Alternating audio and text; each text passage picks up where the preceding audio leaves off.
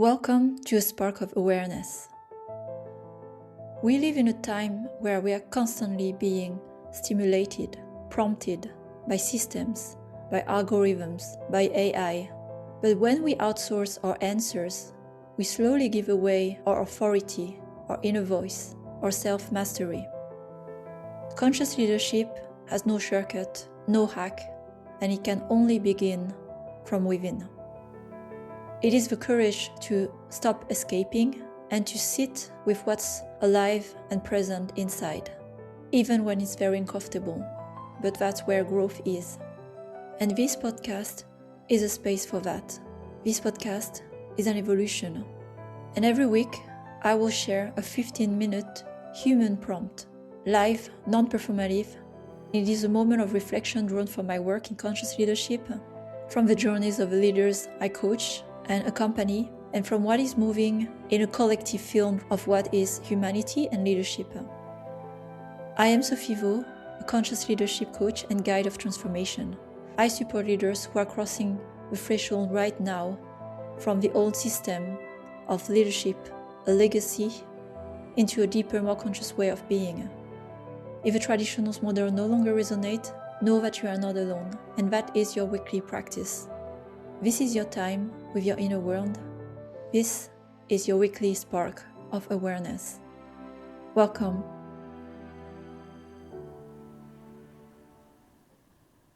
Welcome to a new episode of A Spark of Awareness. We are continuing the series on the self-sabotage patterns, and we are touching on the second self-sabotage pattern here, which is being a people pleaser. Are you a people pleaser? We think there are people who are and some who are not, but we all have it in us in different settings and in different layers and dimensions. So I get to that. But first, how do you know if in some situations you are a people pleaser? For example, you avoid difficult conversation or you delay them for days and sometimes months.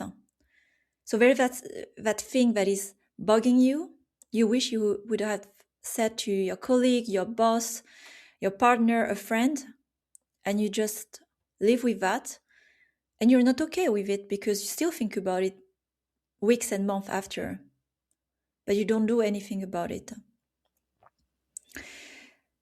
Or it's very difficult for you, second signal, to say no, like a clear no. It creates tension and contraction in your body to just say no. And even without saying sorry. No, I'm not available. No, I can't do this. No, this is not what I'm going to do. And to hold it and sit with it. Can you? Or like I said, another signal, when you started to set boundaries, no, I can't do this, you're going to over-explain. Wall of text. Like, I'm saying no because of this and that, and you think your no is not enough. This is also a form of being people pleaser. It may translate also in other more serious way in your life where you tolerate misaligned relationship in your life because you can't accept the idea there's no harmony in the group. You prefer harmony of a group even at the cost of your own needs. You want to keep the group, the relationship, the collaboration, the team stable, even when you're misaligned. Back to the first point that you delay confrontation, conversation, conflicts. And deep down, what is really the fear is that you fear that people will hurt you or will leave you if you express what you need. That's really what's about under the hood.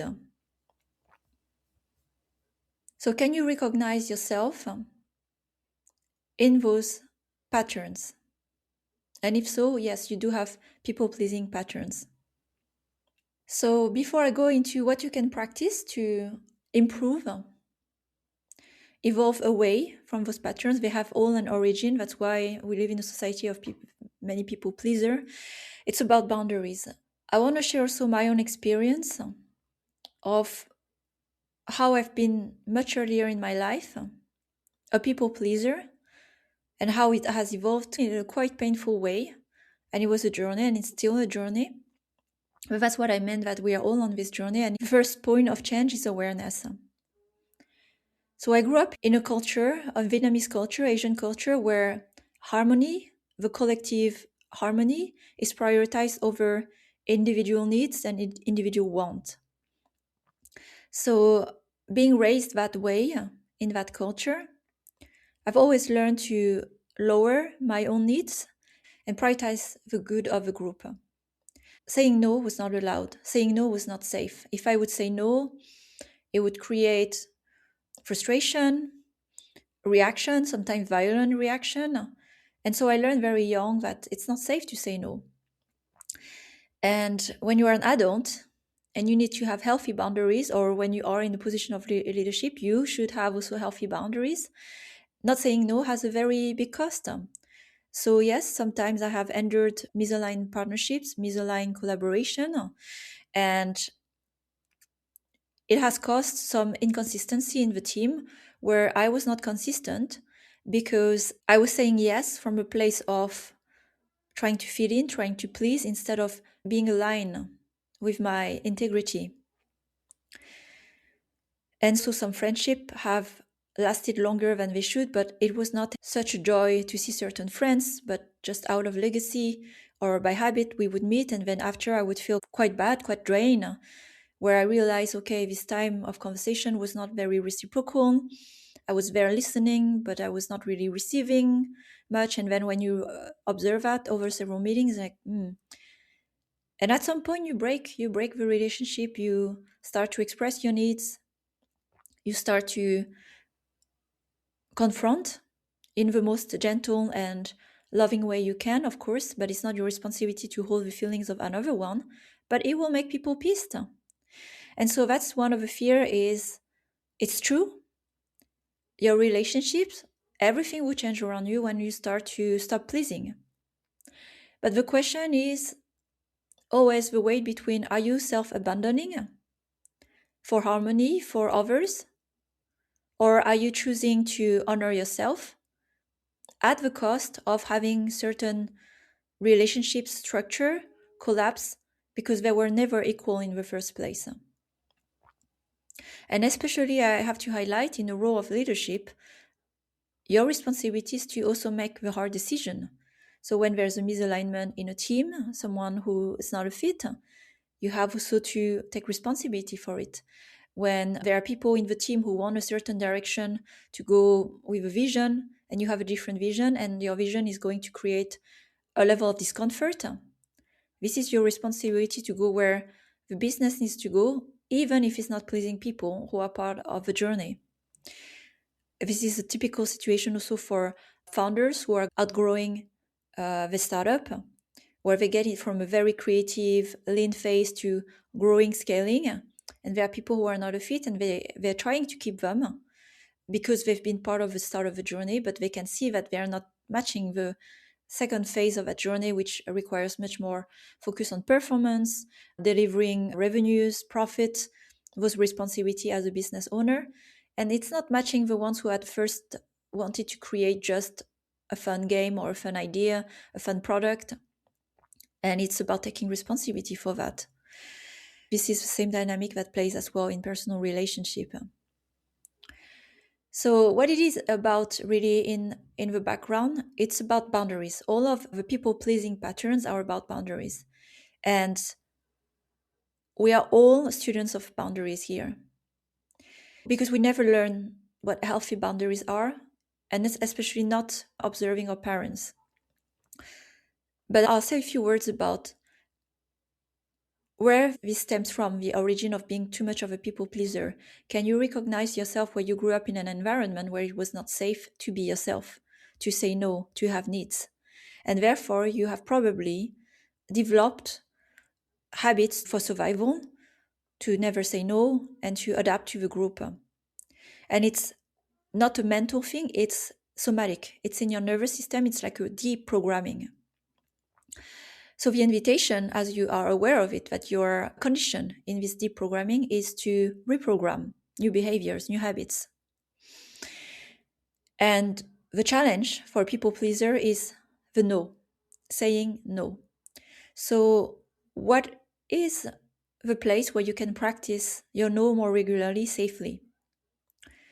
If you can't say no yet, one thing I offer in my coaching when the no is not available yet is delay your answer. If you end up saying yes too quickly sometimes, can you switch to delay your answer so you don't fall into saying yes when actually you wanted to say no and your body wanted to say no?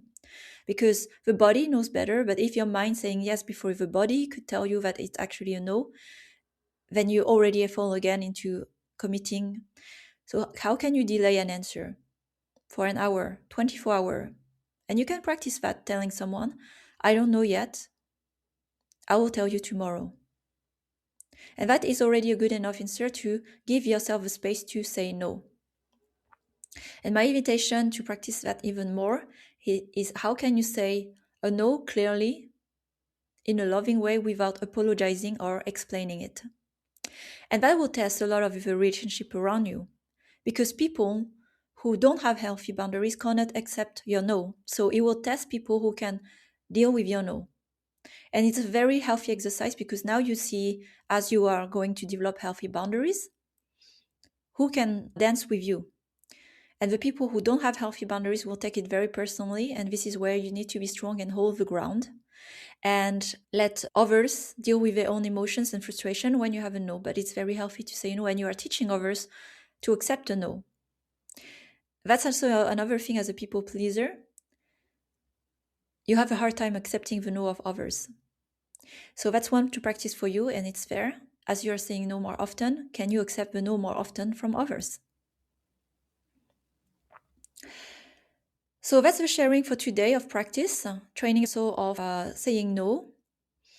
There's much more read about boundaries, and I will share that more in future episodes.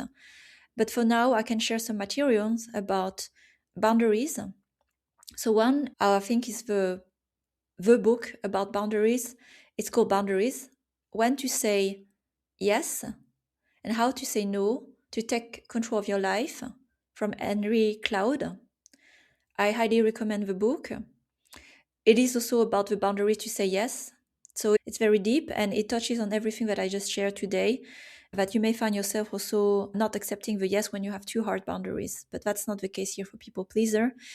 And another book that resonated also very well with me, a great tool, Boundary Boss, which is about building habits and categorizing where you set boundaries. Boundaries of your time, boundaries of relationship, boundaries of energy, boundaries of space, boundaries of thoughts. So you can think of many dimensions of boundaries, and not just boundaries person to person, but how do you create a space for yourself where you are keeping the energy in you and not leaking out the energy because you say yes to too many things, right? So once you create awareness of a multi-dimensional space of where you say yes to often, it could be your time, then you can really craft a life where you honor your truth, your needs. And so you can be in your zone of genius to lead, to be in presence with the people you love, the people you lead, in a way that is you, in a true way, and not that in a way that is pleasing. And it will be a shock for people who are used to knowing you when you please. This is part of the journey. Always the choice: do you want to be yourself or do you want to be liked? And from the moment you will be yourself, there are people who won't like you. And it's okay, because that's another topic we will touch on. When you start to build the self-love from within, you don't need to please anymore. And that's really the work that is in the background of stop people pleasing. But for now, practice your no. And as usual, before we close the episode today, I'm inviting you for a short grounding meditation. As you are receiving those reflections, you can gently close your eyes and connect with your breath.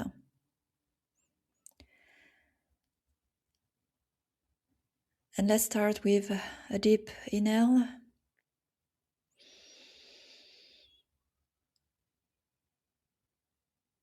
And slow exhale through the mouth.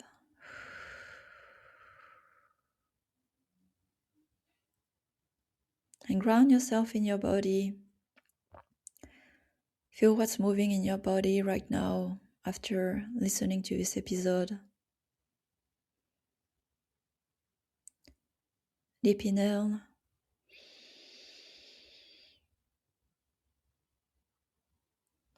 And slow exhale through the mouth.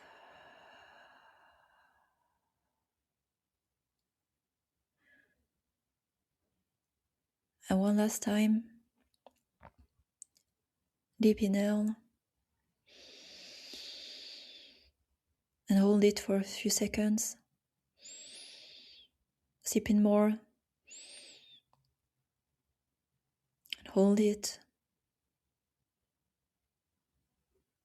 And release everything through the mouth.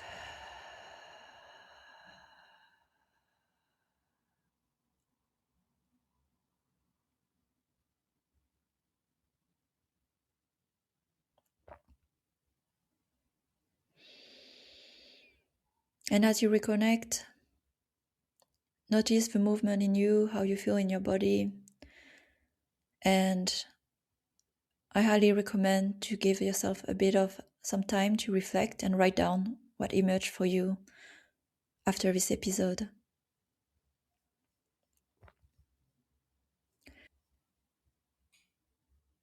So thank you for tuning in for this episode. Have a good practice for that second self-sabotage pattern. And feel free to write me how this is going, what emerged for you.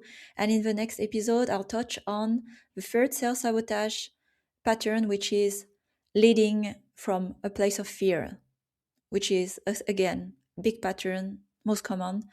And I'll share that in the next episode next Tuesday. Have a great week. Thank you for tuning in into this weekly reflection, a weekly spark of awareness. After this episode, I invite you to take a few moments with yourself, even just 15 minutes to sit with what resonated, to breathe, and to notice what is shifting inside. This is a practice, a discipline of presence, truth, and self-connection.